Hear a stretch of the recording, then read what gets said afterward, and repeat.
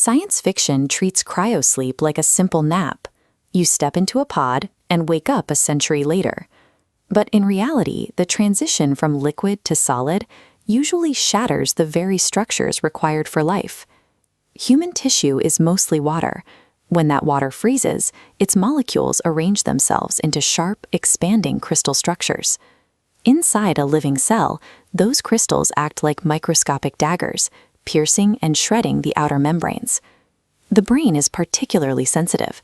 Its architecture relies on billions of delicate synaptic connections, the tiny gaps where neurons pass signals to one another. Freezing a brain normally means severing the physical wiring that makes up your thoughts and memories. This cellular destruction has remained a massive hurdle for modern neuroscience.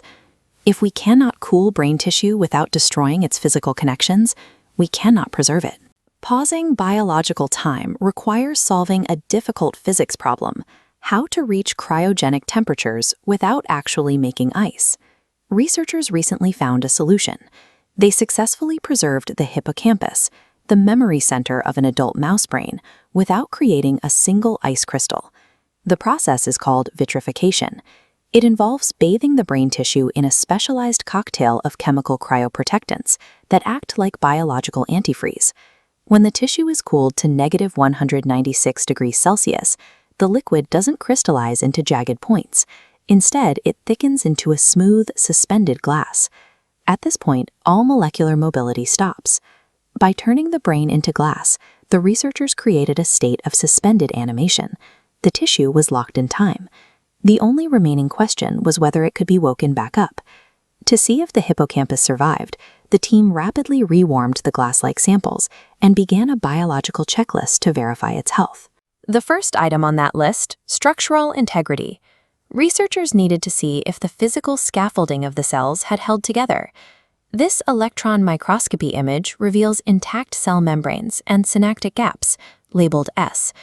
The glass state prevented mechanical tearing. Next, this chart tracks oxygen consumption. The green and blue post-vitrification lines closely track the healthy control samples, proving metabolic activity. This proves the mitochondria, the power plants of the cells, are functioning and consuming oxygen normally after returning from the vitreous state. Physical and metabolic recovery is the first major hurdle. However, the final proof of a functional brain is an active electrical network. Item number 3 on the checklist, excitability.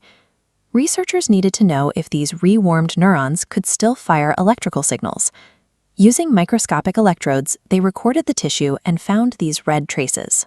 They represent spontaneous synaptic events, electrical pulses, proving that the neural network was awake and communicating. This led to the most difficult hurdle of all, plasticity.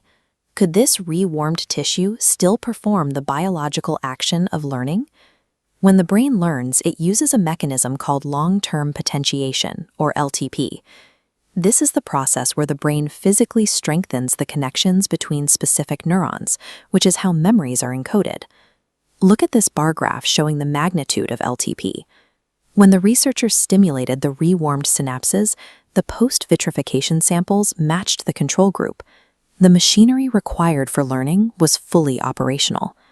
This proves that the biological equipment for memory can survive a complete halt of biological time. These results push the known biophysical limits of mammalian life further than ever before. A mammalian brain experienced a total shutdown of molecular mobility and successfully rebooted into a functional state.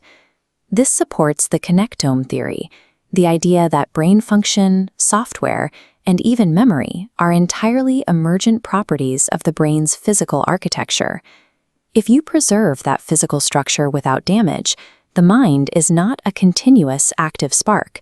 It is a physical state that can be paused and restarted.